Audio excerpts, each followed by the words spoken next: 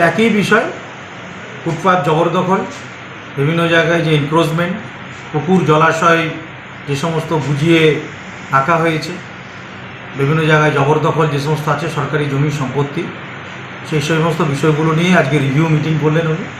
পরিষ্কার নির্দেশ, এইভাবে যাবে না।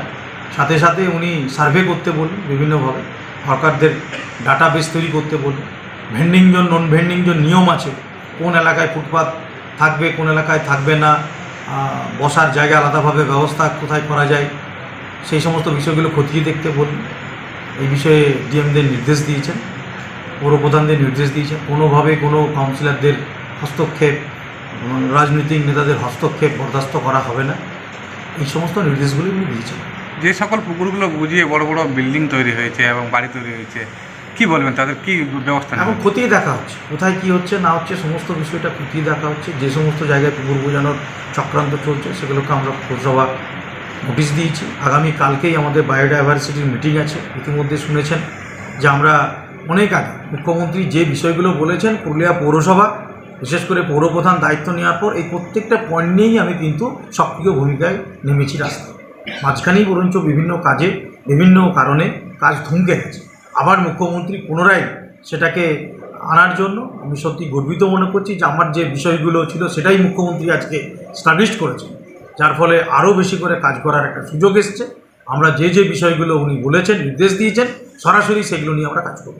আজ মুখ্যমন্ত্রীর অফিস থেকে একটা নোটিফিকেশন জারি হয়েছে, আপাতত স্থগিত করা হয়েছে হকার হচ্ছে না, এই ধরনের কোনো নোটিফিকেশান হয়নি এবং ভুল ব্যাখ্যা শুনেছেন। কোনো নোটিফিকেশান দেয়নি।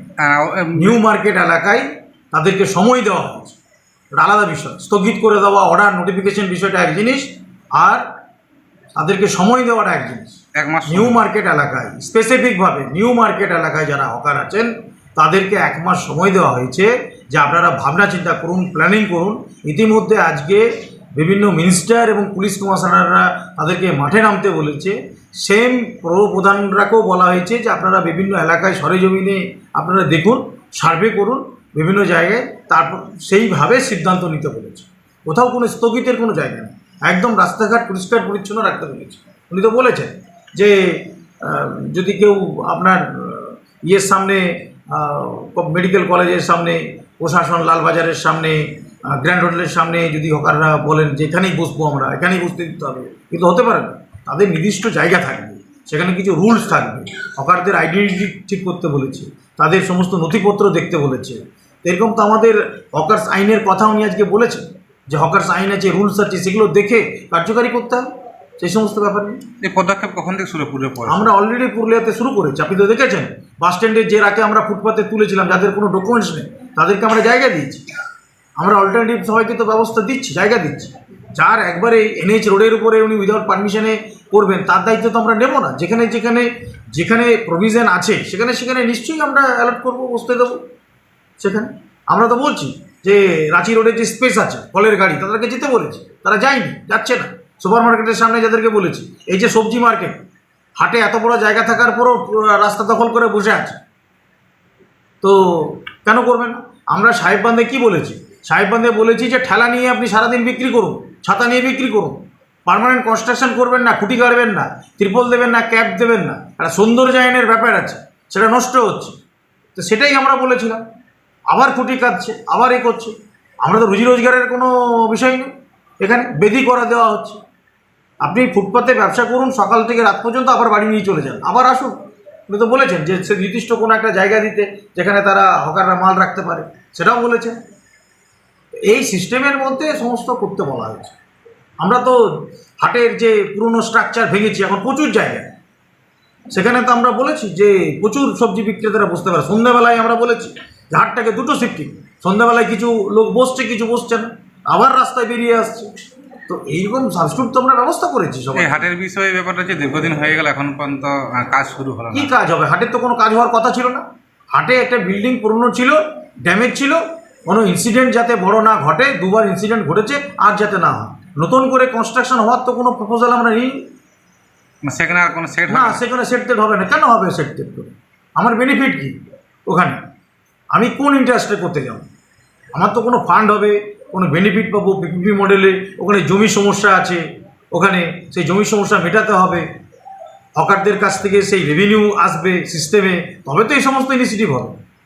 এখানে শুধু ব্যবসা করবে, ঘর চলে যাবে, মিউনিসিপ্যালিটি কোনো রেভিনিউ পাবে না, মিউনিসিপ্যালিটিকে সকাল বিকাল ক্লিনিং করতে হবে, মিউনিসিপ্যালিটি চলবে কী করে? তার তো সিস্টেম আছে, সেগুলো আগে ঠিক হবে। যদি মনে হয় যে হ্যাঁ একটা সেট প্রয়োজন আছে, জমির জট খুললে আমরা তখন ব্যবস্থা নেব। আপাতত স্থগিত থাকবে। এখন খোলা বাজারে যেমন চলছে, খোলা বাজারে হাট চলবে। যেমন গ্রামীণ হাট হয়, হাটের কনসেপ্টটাই হচ্ছে খোলামেলা। হাট শব্দটার কথাটাই হচ্ছে এইটা। রবীন্দ্রনাথ ঠাকুর যে কুমোরপাড়ার হাটের কথা বলেছে, হাটটা ওটাই, এই জন্যই হাট নামটা এসছে। রঘুনাথপুর শহরবাসীর জন্য এক খুশির খবর। সুস্বাস্থ্য এবং রোগ নিরাময়ের জন্য যত্রতত্র ছোটাছুটি করার দিন শেষ। বিভিন্ন রোগের বিশেষজ্ঞ ডাক্তারদের একই ছাদের তলায় পেতে চলে আসুন অনলাইন হেলথ পয়েন্টে।